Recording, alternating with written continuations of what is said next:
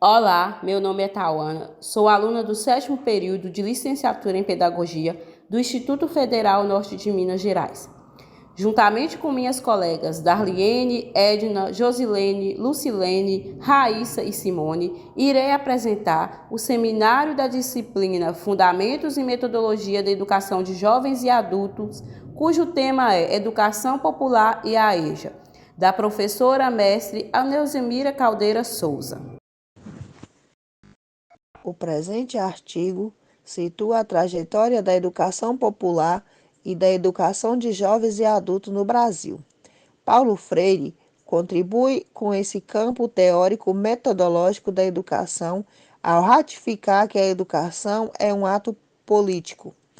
Pauta-se na trajetória da cultura popular para fomentar que a educação constitui-se como um dos atos fundamentais para a emancipação dos sujeitos, em especial da classe dita à margem.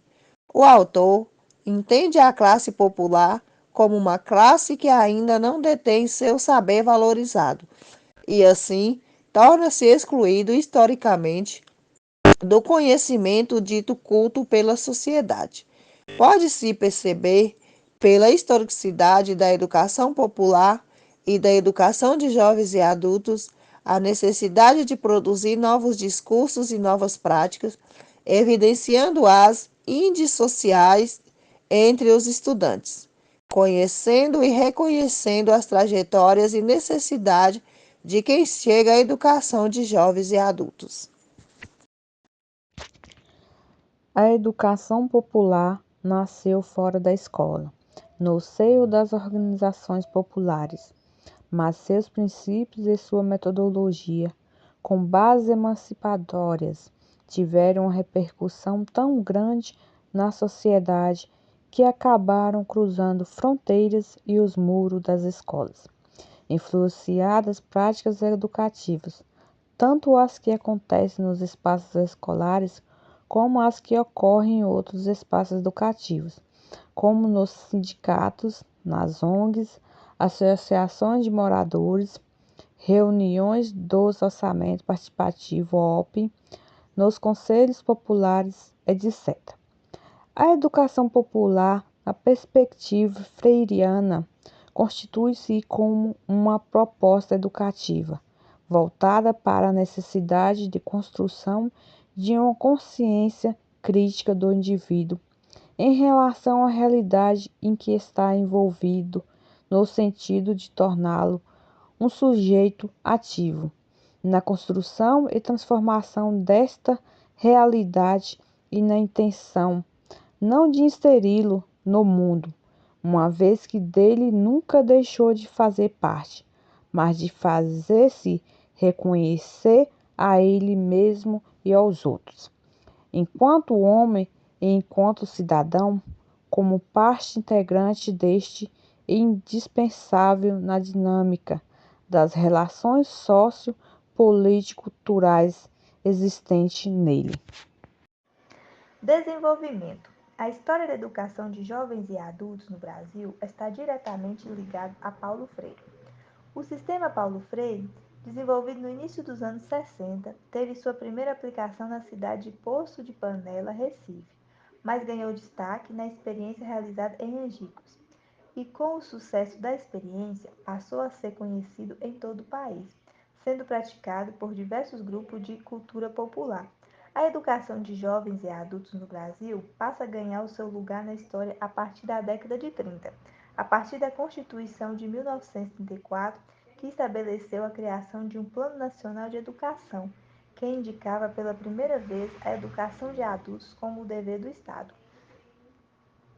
A década de 40 foi marcada por diversas iniciativas políticas e pedagógicas que ampliaram a educação de jovens e adultos, como a criação e a regulamentação do Fundo Nacional de Ensino Primário, a criação do Instituto Nacional de Estudos e Pesquisa, INEP, o surgimento das primeiras obras dedicadas ao ensino supletivo, o lançamento da campanha de educação de adolescentes e adultos, entre outros.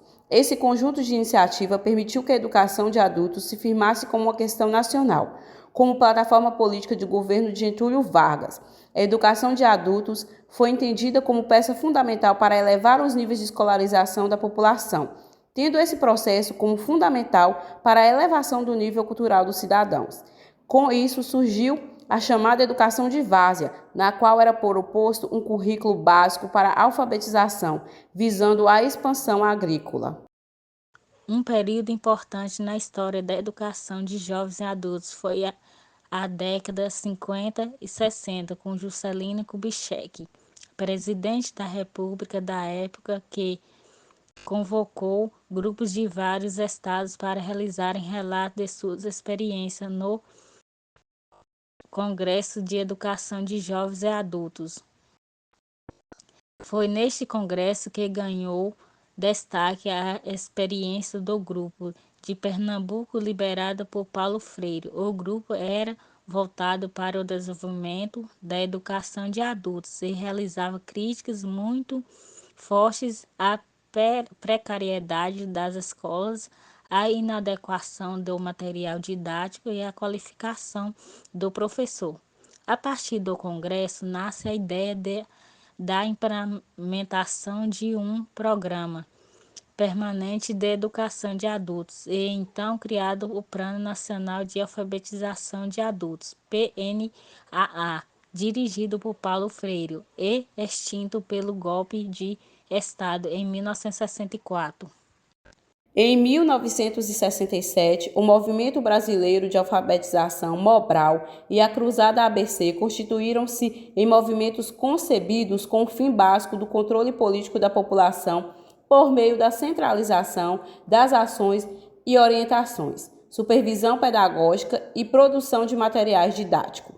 No início dos anos 70, foi criada a Lei número 5.692, de 11 de agosto de 1971, que regulamentava o ensino supletivo, que visava contemplar os jovens e adultos, propondo a reposição da escolaridade, o suprimento como aperfeiçoamento, a aprendizagem e qualificação sinalizada para a profissionalização. Em meados da década de 80, com a redemocratização do país, o Mobral é extinto e ocupa seu lugar a Fundação Educar, com as mesmas características, porém sem o suporte financeiro necessário para sua manutenção. O governo Luiz Inácio Lula da Silva trouxe a esperança de que a educação de jovens e adultos pudesse ser valorizada, tratada de forma adequada e com a urgência necessária. Foram desenvolvidas diversas iniciativas na área, tais como o Programa Brasil Alfabetizado, o Programa Nacional de Inclusão de Jovens, a criação da Secretaria de Educação Continuada, Alfabetização e Diversidade, ligada ao Ministério da Educação, e o Programa de Integração da Educação Profissional ao Ensino Médio para jovens e adultos, voltado à educação profissional técnica em nível de ensino médio. Conclusão. Por fim, compreendemos que a educação na perspectiva freiriana constitui-se como uma possibilidade de educação para a classe trabalhadora. Uma educação na perspectiva política, pois sabemos que a educação como ato político não tem fim nela mesma.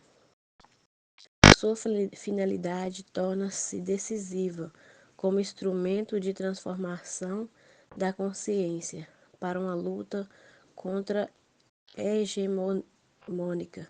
Nesse sentido, a educação para a classe populares deve ser realizada de diferentes modos, por meio de práticas formais ou não formais, sendo um produto de práticas sociais.